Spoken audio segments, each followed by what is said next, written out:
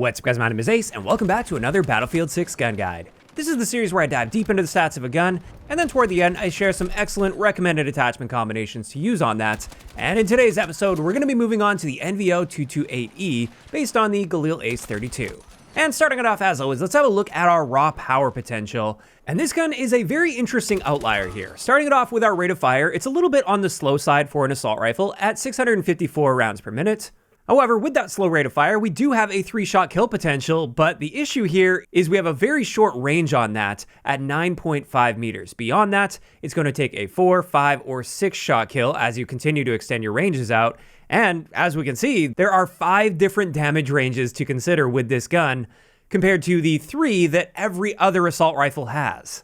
And we'll look at that comparison in just a little bit, but let's talk a little bit about time to kill. Now, right up close and personal with that 3-shot kill range out to 9.5 meters, we have an amazing time to kill potential at 183 milliseconds. This is better than most of the SMGs in the game up close. Not all of them, but most of them. So there's a lot of potential at very, very close ranges with this gun. But then beyond that, we do lose our time to kill advantage relative to the other assault rifles.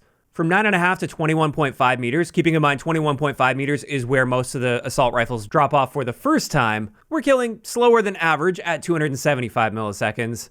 And that same trend continues as we extend our range. We're just killing a bit slower than average for the assault rifle category. I wouldn't say it's by a massive margin, like it still can hold its own just fine in these ranges. It just doesn't excel in the raw power department outside of that really short 9.5 meter range. As for headshots, generally speaking, at least in the mid-ranges, this gun actually does quite well with headshots. You just need to mix 2 headshots in with body shots to reduce the number of shots to kill, and that's without any special ammunition. However, right up close and personal in that maximum damage range, headshots aren't going to cut it down to a 2-shot kill unless you're using hollow point. You can get a 2-shot kill with hollow point for a ridiculous 92 millisecond time to kill. So that may be something you want to consider for those very close range fights. Realistically, if you just shoot them in the body, you're still going to be outgunning just about everything in the game. So I think it's a little bit overkill, but just something I wanted to point out there. And now let's have a look at that range graphic to see just how much of an outlier this gun is in the assault rifle category. As I said, this gun's just very different compared to the other assault rifles. Every other assault rifle has the exact same damage drop-off points at 21.5 meters and 75 meters.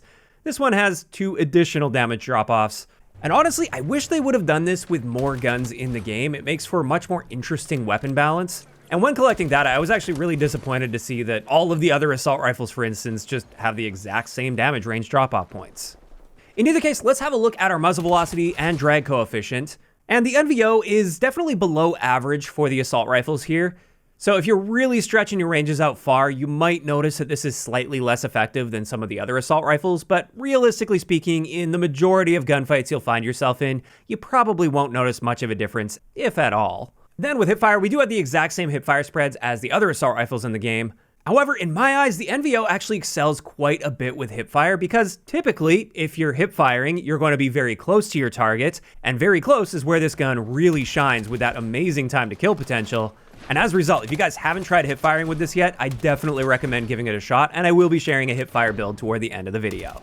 After that though, let's have a look at recoil. And with the NVO, it kicks basically straight up. There's not much in the way of horizontal recoil, and then the spread just starts kicking in as it kicks upward. And accuracy-wise, I would call this sort of a middle-of-the-road assault rifle. It's certainly not the most accurate assault rifle out there, but it's also not that difficult to control. There's definitely a little bit of that initial recoil, and you have to pull down a little bit to compensate for that. And it is a gun where you have to be extra careful with the amount of spread, since the maximum spread does appear to be a little higher than some of the other assault rifles.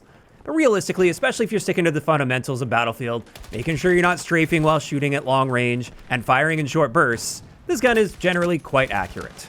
Then let's have a look at our handling stats, which are fairly standard, although I did want to point out our reload time is just a little slower than the others, unless we're using one of the fast mags.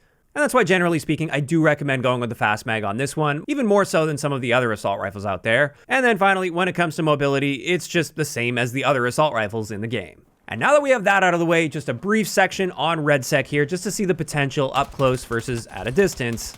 Against 2 armor plates, right up close and personal, it's only going to be a 6-shot kill, which gives us quite a solid time to kill potential for REDSEC at 459 milliseconds. That's quite noticeably better than average for assault rifles, but again, it's got a very short range to it, so that's just right up close and personal. And as you stretch your ranges out, especially when you get to like the minimum damage range, Now it's going to take us 11 shots to kill for a 917 millisecond time to kill, which is now worse than average. So I definitely wouldn't say it excels in those longer ranges, but realistically, since it is fairly accurate, easy to control, you can still hold your own just fine with this gun at essentially any range. You're just not going to be dominating.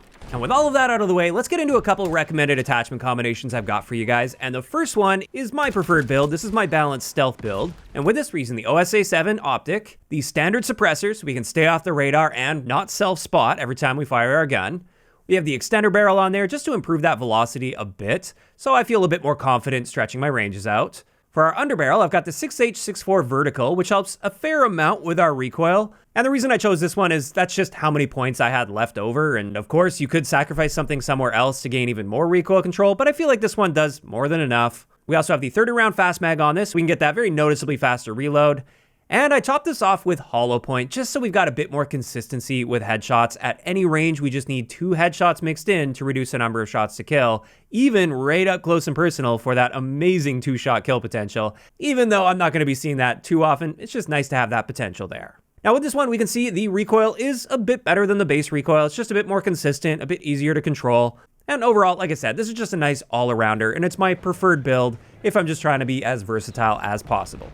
As for the other build I've got for you guys, as promised, I have a hipfire build, and this one is pretty incredible, especially if you can keep yourself within that 9.5 meter range. With this one, we're once again using the OSA optic just in case we want to aim down sights. We've got the 50 milliwatt green laser, the CQB suppressor, so we can still stay off the radar for people that are at a distance, but we're not harming our hipfire spread at all. We've also got the short barrel on here, which helps with our hipfire spread. And then finally, we're just topping it off with the standard ammo and the 30-round fast mag. And this gives us an incredibly tight hipfire spread, and you can really dominate with this gun as long as you're playing your ranges right. And there we have it. That's finally going to wrap it up for today's gun guide on the NVO-228E.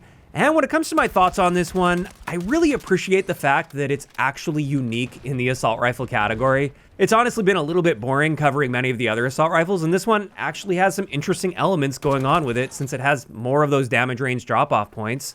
And when it comes to my experience with the gun, I think it's just an excellent all-arounder. I feel very comfortable using this in a wide variety of situations. It's nice to know that you can hold your own really well right up close and personal against SMGs, while doing just fine at a distance against the other assault rifles. You might not be dominating the other assault rifles, but you can at least keep up with them overall. Now, of course, these are just my thoughts, and I'd love to hear what you guys think about the NVO in those comments down below. Now, if you guys have missed any of the previous gun guides, we've just got one more assault rifle to cover. I will leave a link to the playlist in the description of the video. And if you enjoyed this one, a like rating is always appreciated. And don't forget to subscribe for more if you haven't already. I'll talk to you guys next time.